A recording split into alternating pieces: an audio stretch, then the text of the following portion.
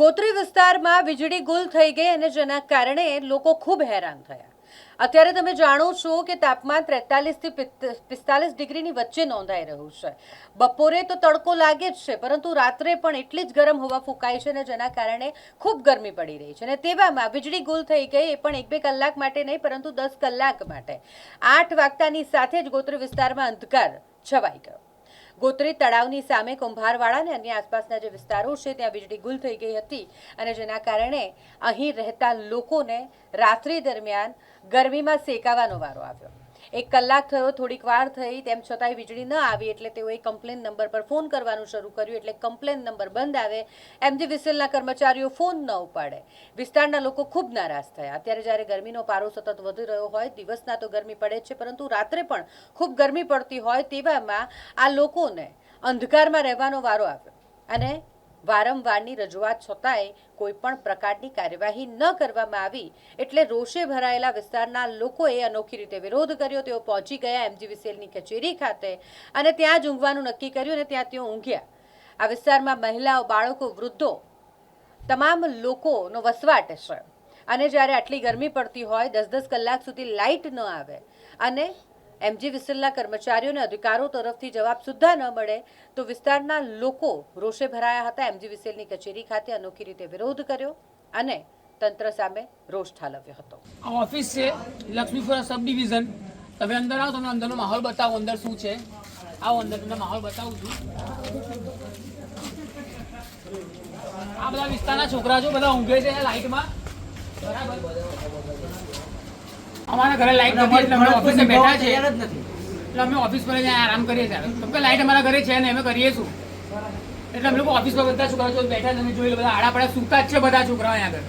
આ બધા અહીંયા જ છે, વિસ્તારના જ છે, ગોત્રીના છે, શિવમનગરના કો, ગોકુલનગરના કો, બધા ત્યાંથી આવીને બેઠા છે અહીંયા આગળ।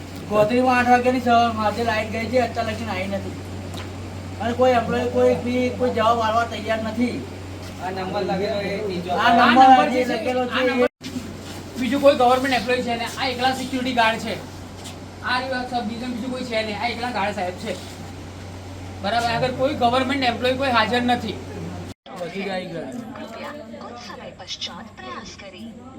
ગોત્રી ગામ કુંભારવાડામાં 8 વાગ્યાથી લાઇટ ગઈ છે।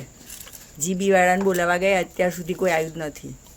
તો અમારે તો નાના છોકરા હોય, બૈરા હોય, અમારે બહાર સૂવું કેવી રીતે? અને ગરમી અત્યારે તો જો કેટલો તાપ પડે છે। અત્યારે સવારના કેટલા વાગે સમય કેટલો થયો છે? અત્યારે 4, 4:30 પોણા 5 થયા, પોણા 5 થઈ ગયા। હજી આખી રાત બધા અવાજ છે ફરિયામાં, આખી રાત કોઈ ઊંઘ્યું જ નથી। શું માંગ છે તમારી? માંગ તો એ જ કે ટ્રીટમેન્ટ જે કરવું હોય તે તરત કરવું જોઈએ ને, એ લોકોએ એક્શન લેવી જોઈએ। પાછળ લાઇટ ગઈ હતી, પાછળના બધા બોલાવા ગયા, ત્યાં આવીને કમ્પ્લેન કરી તો કરી ગયા લાઇટ, અને આ બાજુ કેમ ના કરે? હું ગોત્રી શિવનગરમાંથી આવું છું અને આપણે ઇસ્યુ છે લાઇટનો। સવારથી લાઇટ છે નહીં। લક્ષ્મીપુરા સબ ડિવિઝનમાં એઝ અ સરકારી એમ્પ્લોય કોઈ એવો છે નહીં કે આપણને રિસ્પોન્સ આપી શકે। અમે ફોનો કરીએ છીએ, ફોનો વ્યસ્ત આવે છે, ઘડીકમાં સ્વિચ ઓફ આવે છે। અત્યારે હાલમાં મેં 5 થી 6 ચક્કર કાપી ચૂક્યા, અમને કોઈ રિસ્પોન્સ નથી આવ્યો। બધા ગોલ ગોલ ફેરવે છે અમને લોકોને કે માણસો કામ કરે છે, માણસો આ કરે છે, માણસો તે કરે છે, પણ એમની ગાડી અહીંયા પડી હતી, માણસો હાજર હતા નહીં જગ્યા પર।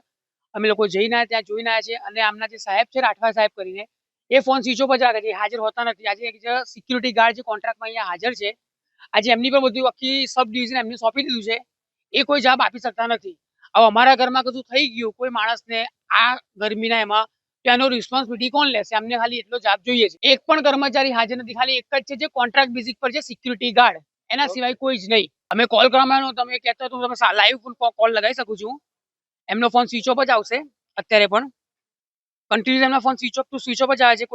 કોઈ મતલબ નથી એમને કોલ કરીને, કેમ કે એમના ફોન ઘરે ઘરે સ્વિચ ઓફ જ આવે છે અને ના કોઈ રિસ્પોન્સિબિલિટી કશું જ નથી, બરાબર છે। હવે આ બનાવમાં જો અમારા ઘરમાં કંઈક બનાવ બની જાય તે હાલમાં સ્વિચ ઓફ છે, કૃપા કરી પછીથી પ્રયત્ન કરો। એમના ફોન કન્ટિન્યુ સ્વિચ ઓફ છે। आप संपर्क करना चाहते हैं वह अभी स्विच ऑफ है, कृपया कुछ समय બરાબર। पश्चात અને એમના માણસો અમને એવું કહે છે, હમણાં એમની ટીમ હમણાં આવી ત્યાં આગળ, એવું કહે છે અમને કે તમે આ નંબર પર ફોન કરો, તમારા ત્યાં વિસ્તારમાં કામ ચાલે છે।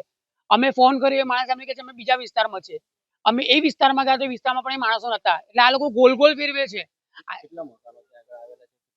અમારે ત્યાં લગભગ તમને કહો 1000 ની ઉપર મકાન છે। અમારે ત્યાં 1000 ની ઉપર મકાનની એ છે। આજે પબ્લિક હેરાન થઈ રહી છે। આ સવારના 4 વાગે આખી રાતનો ઉજાગરો છે અમારો. આજે અમને આનો ન્યાય જોઈએ કે આ શું છે શું આજે 4-5 કલાકની ઉપર થઈ ગયું છે બાપુ. આજે આ 4-5 કલાકથી વધારે થઈ ગયા છે. લાઇટોનો પ્રોબ્લેમ ઇસ્યુ છે થઈ જ રહ્યો છે. ના એક દિવસ કમ્પ્લેન્ટ તો અમે ખાનની નોંધાયેલી છે, ક્યારની નોંધાયેલી, અમે 3-4 કલાક પહેલા પણ નોંધાઈને ગયા છે, પણ આનો કોઈ જવાબ નથી આલતા. પ્લસ બીજું એ છે કે આ લોકો કોઈ રિસ્પોન્સ ના, આ લોકોનો કોઈ છે જ નહીં કે અમે લોકો કોઈ જવાબ આલીએ. માંગ અમારી એટલી છે કે તમે ફોન ઉઠાવીને રિસ્પોન્સ કરો કે ભાઈ અમે માણસ અહીંયા છે, આ છે. આ લોકોનો ફોન સ્વિચ ઓફ ને સ્વિચ ઓફ છે. અમારી માંગ એટલી છે કે અમારા ઘરમાં કશું કોઈ થઈ ગયું આજે મારા ઘરમાં હાર્ટ પેશન્ટ છે, હાર્ટ એટેકનું પેશન્ટ મારા ઘરમાં મારા ફાધર છે, કઈ થઈ ગયું તો એની રિસ્પોન્સિબિલિટી કોણ લેશે? આ લોકો લેવા તૈયાર છે? મારું કેવું એટલું છે. આજે બધા, મારું નામ સુરેશ વાઘેલા.